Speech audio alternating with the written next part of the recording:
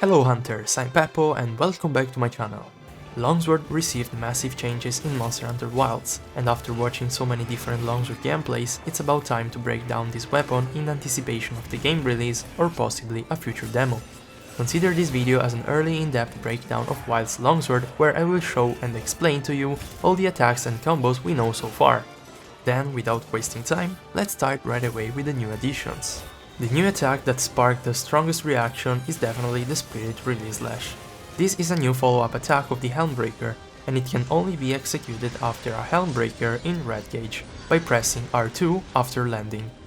This attack consumes 1 Spirit Gauge level, exactly as the Helm Breaker, which means this combo will make you drop the gauge to white every time.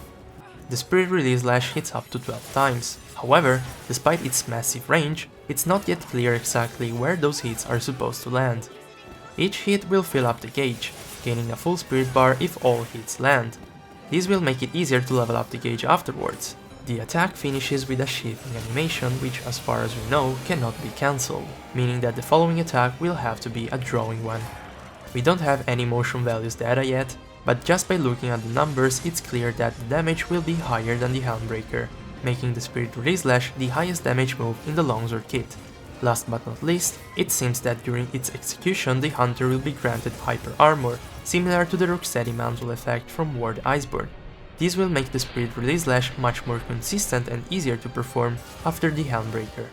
It's important to notice that these two moves are separate attacks. In fact, you can chain and land a Spirit Release Slash even if you missed the previous Helm Breaker. Let me do a consideration about this new attack. Aesthetically speaking, the animation looks gorgeous, but what about the impact on the gameplay? The Spirit Release Slash, as I said already, will most likely be the highest damage output move in the Longsword kit, right after the Helm Breaker, and crazy but true, it is its follow-up. This means that this Helm Breaker plus Spirit Release Slash combo is most likely going to be the best way to deal damage, and probably even by far. Then my question is, are we going to level up the gauge just to perform this new combo, similarly to what we were doing in Ward Iceborne with the Helm Breaker, or is the gameplay loop going to be more diverse this time around? I guess only time will tell. Let's talk now about another attack which will radically change the way we will level up the Spirit Gauge in Monster Hunter Wilds, the Spirit Charge. Holding down the R2 button will initiate the animation of this new move. Releasing R2 before the charge is complete will result in a Spirit Blade second or a third, depending on how long you have been charging it. Fully charged, this new move will directly chain into a Spirit Round Slash, leveling up the gauge. This new action consumes stamina over time, but at the same time it will gradually refill the Spirit Gauge.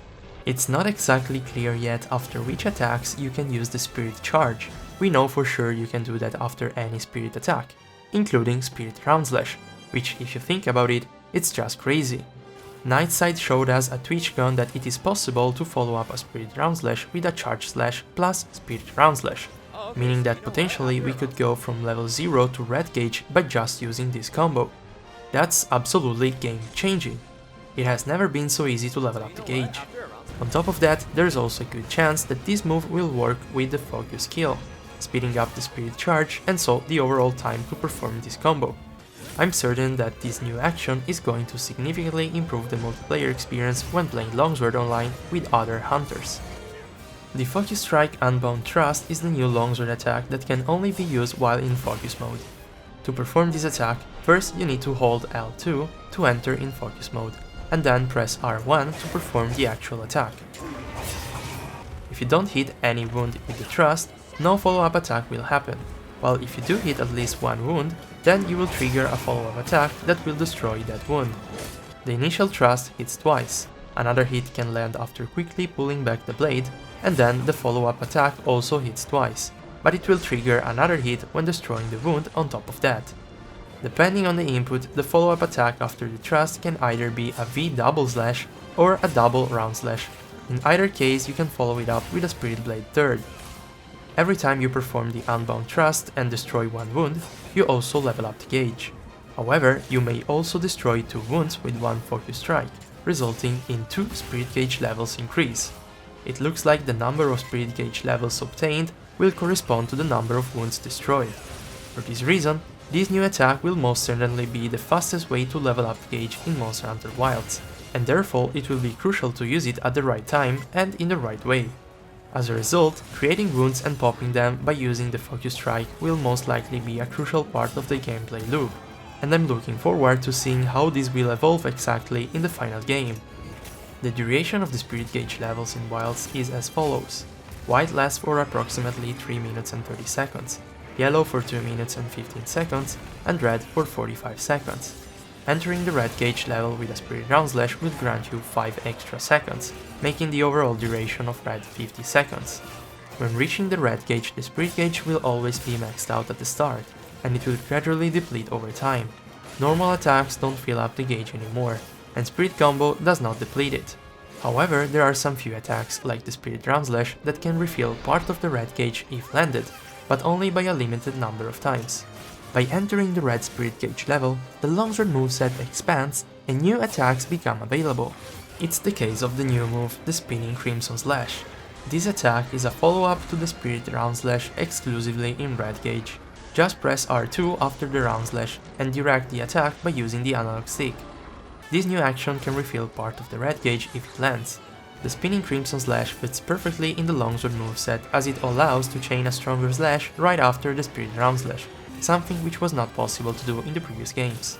This new addition opens up new ways to continue attacking after a Spirit Round Slash, improving the longsword playability. The Crimson Slashes are new attacks that will become available only during red gauge. By pressing the triangle button 3 times in a row, you can perform the Crimson Slash first, second and third. The first and second slash hit twice, while the third one hits 3 times. You can adjust your position while performing them by giving any input with the analog stick, allowing you to reposition forward, backward, to the left or to the right, similar to the Spirit Blade first and second that we'll talk about later. The Crimson Slash combo is what Capcom already showed us in the weapon overview trailer, which we already analyzed in a previous video. This chain of new attacks brings some fresh air to the longsword, and I'm happy to see that. However, there is a question that's been buzzing around in my head for some time, and that is, how will Capcom balance the Crimson Slashes with the classic Spirit Blade attacks?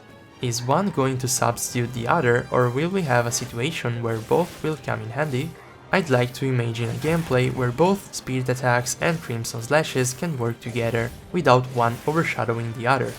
But again, only time will tell. Talking about new attacks, there is a new basic one introduced in Monster Hunter Wilds, the Crescent Slash. You can access this move after you perform 2 overhead slash in a row, so press triangle again to execute this new move. This attack will refill part of your gauge at level 0 white and yellow, and you can keep chaining the same combo infinitely, in the same way we were used to chain the overhead slash, thrust and rising slash in the previous games. Here in Wilds you cannot chain an overhead slash with a thrust, instead you will perform a rising slash if you press the circle button. In fact, in Wilds you can chain overhead slash and rising slash infinitely, without the need of a third attack like the thrust. That confused me a lot the first time I played Wilds Longsword. Last but not least, with the addition of the Seikret in Monster Hunter Wilds, 2 new specific actions have been added while mounting this creature, the riding attack and the dismount attack. The former consists of 2 slashes while mounting the Seikret by pressing the triangle button. You can then chain it with another extra slash, after which you will automatically sheath the longsword. You can decide to cancel that auto-sheathing by dismounting the Seikret with a jump by pressing X, or by performing the dismount attack by pressing triangle plus circle. This action will dismount the Seikret, pushing your character forward with a long jumping dash.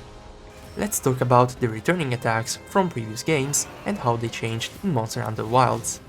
The Foresight Slash is back and it works the same as in 5th generation. You consume stamina and the whole Spirit Gauge, but if timed correctly you can refill the meter completely and follow it up with a Round Slash.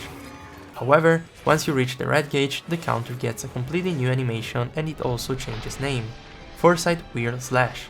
Instead of the classic dodge plus counter attack animation, this time in red gauge you will jump and whirl backwards while evading and attacking at the same time. Foresight Whirl Slash is the only move that consumes a certain amount of Spirit Gauge in red level, but landing the counter with the right timing will give you back some of the spirit lost. There are 2 new important cancels involving this counter in Monster Hunter Wilds. You can now interrupt the Spirit Blade 3rd with a Foresight Slash or a Foresight Whirl Slash, allowing the hunter to potentially evade an attack while committing to the Spirit Blade 3rd. something similar can happen after performing a Spirit Round Slash and reaching the red gauge level. You can now cancel the auto sheathing with a Foresight Weird Slash, as we can see from the available moves in the top right corner, although I couldn't find any footage of this. These cancels will make the longsword feel safer when using long committing attacks like the Round Slash and the Spirit Blade third. Big changes also involve the Spirit Blade combo. In Monster Hunter Wilds, Capcom gave different animations to Spirit Blade first and second, depending on the left analog stick input. You can now perform the first two Spirit Blade attacks backwards, forward, to the right or to the left, and in case you don't give any input with the analog stick, the Spirit Blade combo will look exactly like in older games. Notice that when giving any input with the analog stick, the Spirit Blade second not only has a different animation, but will also hit twice. Differently from the classic Spirit Blade second, which has always consisted of a single slash. Being able to adjust your position while executing the Spirit Blade first and second will give the hunter higher mobility, making it easier to reposition and eventually land the whole Spirit Blade combo. The Spirit Thrust plus Helm Breaker combo returns from Ward Iceborne, but it is significantly faster now. It still works the same as in previous games, dropping 1 gauge level after executing the attack. However, there is a really important difference in Monster Hunter Wilds. You can now decide to execute the Helm Breaker while in mid-air. You are not forced to do that anymore. In fact, you can just sheath your longsword before landing and keep your spirit gauge level. To do that, just press the square or R1 button before landing, and your character won't do the Helm Breaker but instead will simply sheath. This is a massive change that many longsword players will appreciate, especially when the monster will topple or flinch when using the Spirit Thrust. It doesn't look like there are new follow-ups to the Helm Breaker except the already mentioned Spirit Release Slash and the Special Sheath. Maybe it would have been cool to chain another attack right after the Helm Breaker without committing too much and keep attacking without breaking the flow. The Special Sheath will also come back to Monster Hunter Wilds, and it looks like it's going to work exactly like in Rise.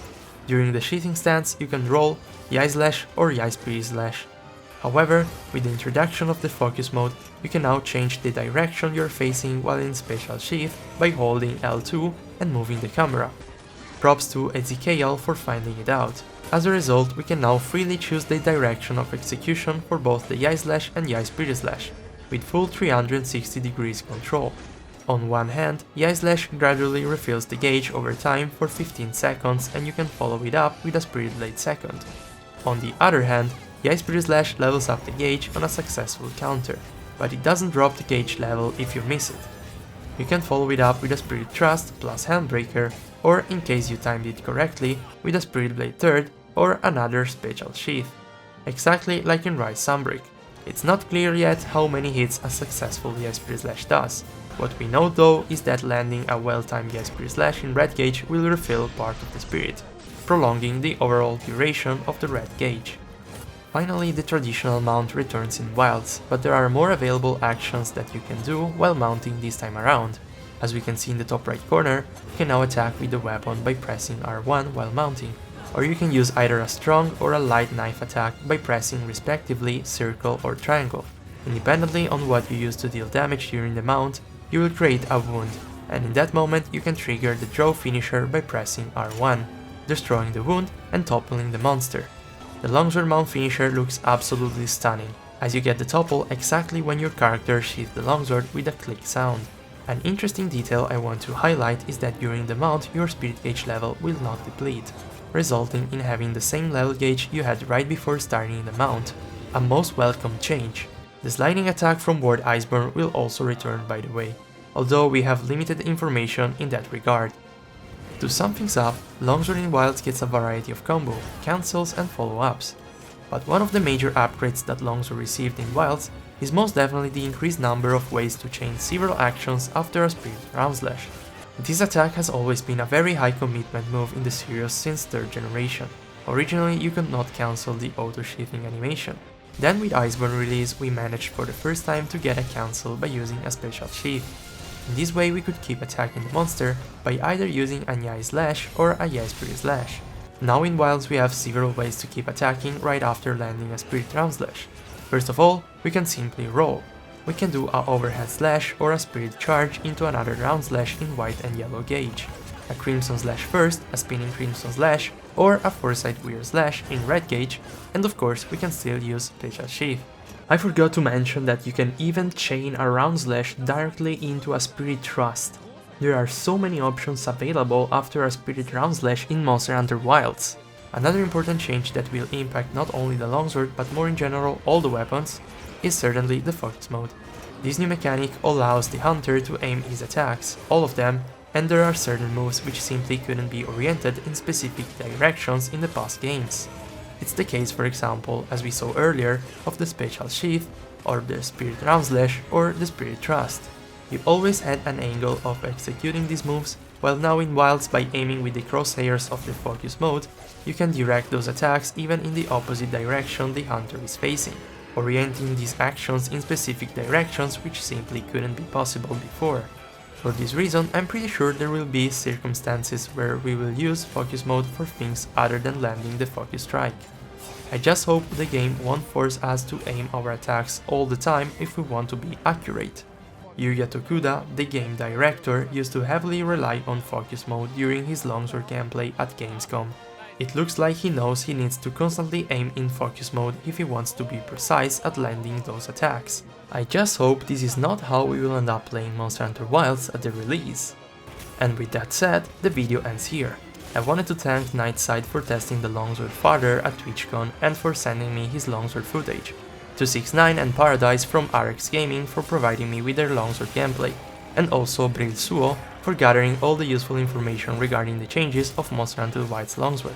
Check them out in the description. If you find this video informative or interesting, please consider subscribing to the channel. It's free and it helps me a lot. If you have any questions or if I missed anything, feel free to let me know in the comment section. That's all from me today, stay safe and take care, see you in the next one, bye!